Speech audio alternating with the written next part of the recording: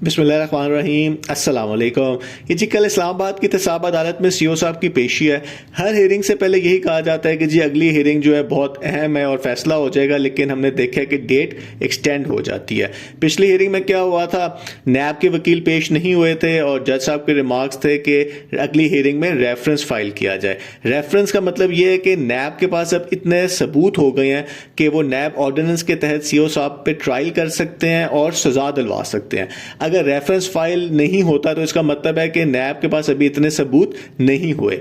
और कल क्या होगा वो हमें नहीं पता, वो कल पता चल जाएगा।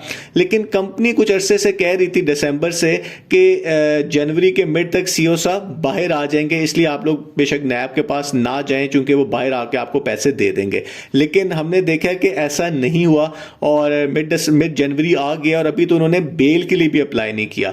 अब कंपनी कहती है कि जी हम बेल के लिए उस वक्त अप्लाई करेंगे जब रेफरेंस फाइल होगा। उसकी वजह यह है कि रेफरेंस का मतलब है कि कंपनी के खिलाफ जो भी केस है नैब का वो अब सामने आ जाएगा, क्योंकि वो तो जब रेफरेंस में लिख देंगे अब उसके खिलाफ जो है वो बेल के पास लेना ज्यादा आसान होगा, क्योंकि उसमें तो उनको पता चल जाएगा कि हमारे खिलाफ केस कितना स्ट्रांग है। अगर उनके खिलाफ वीक केस हुआ तो वो बड़े आराम से नैब वो किसी भी अदालत नैब में ही वो कह सकते हैं कि जी हमें जमानत दी जाए, क्योंकि हमारे खिलाफ जो केस है वो बहुत वीक है।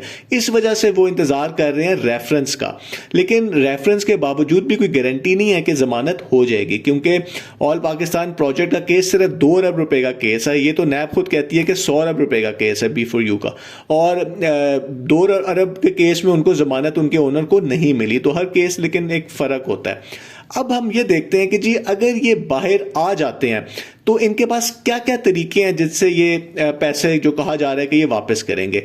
एक तो ये है कि ये जो कहेंगे जी मेरे अकाउंट्स फ्रीज्ड हैं और अब मैं एक नया केस करने लगा हूं जिसमें नैब और FIA और सिक्योरिटी एक्सचेंज कमीशन से कहा जाएगा कि जी हमारे जो अकाउंट्स हैं उनको अनफ्रीज किया जाए ताकि मैं आपको आपके पैसे वापस करूं। तो उसमें इशू ये है कि ये पैसे गैर कानूनी तरीके से लिए गए हैं, क्या उनको वापस किए जाएंगे और ये केस कितना लंबा चलेगा ये किसी को नहीं पता। दूसरा ये है कि वो कहते हैं कि जी मैं अपने कारोबार करता हूं और उसका जो मुनाफा होगा उनसे आपको पैसे वापस करूंगा।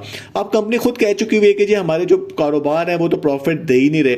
फिर उसमें मसला ये है कि जो 5 जनवरी की लिस्ट है सिक्योरिटी एंड एक्सचेंज कमीशन की उन कंपनियों के जो कि गैर कानूनी काम कर रही हैं, उसमें उनकी 19 कंपनियों के नाम है। तो एक ऐसी कंपनी है जो ऑलरेडी SECP के रडार के ऊपर है, उनसे वो क्या पैसे जनरेट करेंगे। और वैसे ही पेट्रोल पंप और डिपार्टमेंटल स्टोर से 5 लाख जो कंपनी खुद कहती है उनको पैसे वापस नहीं किए जा सकते। तीसरी ऑप्शन ये है कि कंपनी जो है फिर से वही काम स्टार्ट कर दे जो वो पहले कर रहे थे और जिसकी वजह से उनको इतने मसाइल आए हैं, यानी कि ये पॉन्जी स्कीम और मनी रोटेशन का काम स्टार्ट कर दे। जैसे इन्होंने पहले भी एक्टिवेशन चार्जेस वगैरह लिए थे, फिर लोगों से पैसे लेना शुरू कर दे और किसी से लेके किसी को देना स्टार्ट कर दे। अब वो एक गैर कानूनी काम है, वो बेल पे होंगे, उनके ऊपर केस चल रहा होगा, तो वो कभी ऐसा काम नहीं करेंगे जिससे वो दोबारा फंस जाएं। फिर ये कि जी वो पाकिस्तान में होंगे।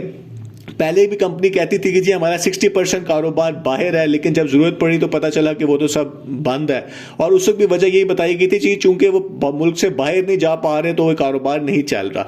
तो वो ECL से अब उनका जो नाम है वो खत्म कराने की कोशिश करेंगे और उसका एक अलग केस चलेगा। नैब कहेगी जी इनके ऊपर तो केस चल रहा है तो ये कैसे बाहर जा सकते हैं। लेकिन हमने देखे कि जिन लोगों पर केस चल भी रहा होता है नैब का, अदालत उनको फिर भी बाहर जाने की इजाजत दे सकती है। तो हो सकता है कि वो उनको मुल्क से बाहर जाने की इजाजत मिल जाए।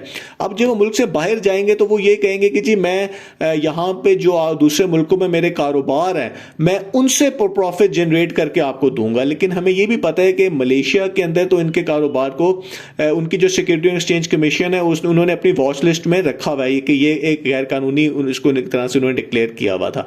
तो बाहर के मुल्कों से भी वो किस तरीके से इतना ज्यादा प्रॉफिट जनरेट करेंगे, क्योंकि अब हमें पता चल गया हुआ है, अब हम लोग समझदार हो गए हैं कि जी दुनिया का कोई ऐसा कारोबार नहीं है जो इतना प्रॉफिट दे जिससे इतने ज्यादा लोगों को पैसे इतनी जल्दी वापस किए जा सके। तो इस टाइम के ऊपर उनके पास जो ऑप्शंस हैं वो इतनी नहीं है। लेकिन देख रहे हैं कि वो किस तरीके से कानूनी तरीके से ये सारी डेफिनेटली अब काम होंगे। एक चीज ये है कि अगर उनके पास जाती अपने पैसे इतने हो कि वो कुछ लोगों को एटलीस्ट जिन्होंने एक्टिवेशन चार्जेस लिए थे या जो उनके बहुत कम इन्वेस्टमेंट थी और उनको अभी तक कुछ भी नहीं मिला, उनको ही पैसे वापस कर दें तो यही बहुत बड़ी कामयाबी होगी इन्वेस्टर्स की। कंपनी कहती है कि जी नैब ने कभी किसी को कुछ नहीं दिया। मेरा ख्याल है कि किसी कंपनी के मालिक ने भी कभी किसी अपनी मर्जी से पैसे वापस नहीं किए, इसीलिए रियासती इदारे होते हैं जो कि ये काम ज़बरदस्ती करवाते हैं इन्वेस्टर्स के हक में। अदरवाइज तो कोई भी किसी को अपनी मर्जी से पैसे वापस नहीं करता। तो चले देखते हैं कि जी कल की हियरिंग के अंदर क्या फैसला होता है। बहुत बहुत शुक्रिया।